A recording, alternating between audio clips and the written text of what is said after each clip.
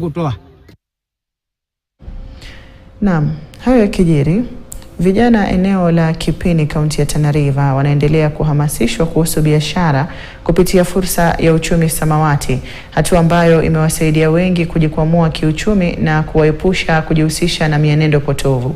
Hatua hiyo imechangia pakubwa kukuza uchumi, kupunguza viwango vya ukosefu wa ajira miongoni mwa vijana na kuboresha maisha ya vijana kupitia biashara endelevu zinazotokana na rasilimali za baharini. Naibu chifu wa eneo hilo Omari Halki amesema uwekezaji katika sekta ya bahari umefungua nafasi za ajira haswa kwa vijana. Garseni, Mombasa, Nairobi.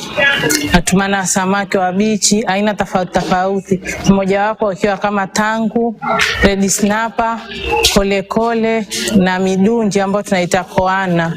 Nimeweza kutumia hii nafasi ya malighafi ambayo tuko nayo ya bahari kuweza kujiendeleza, kupata samaki na kuuza, na hiyo imeongeza kipato kiasi cha kwamba nilianza na kama tu shilingi 30,000 ule wakati ndo ninaanza, lakini sasa imefikia wakati ninaweza nikapata hata 70,000 kwa mwezi kutokana na yale mauzo yenye ninauza. Wakati mwingi vijana wanapata kwenye mabaraza, wanapata kwenye group za madawa ya kulevya, wanapata katika mambo ya jamii ambayo haifai, lakini kwa sababu kupewa pesa na wameingia kwenye biashara, wamekuwa very busy.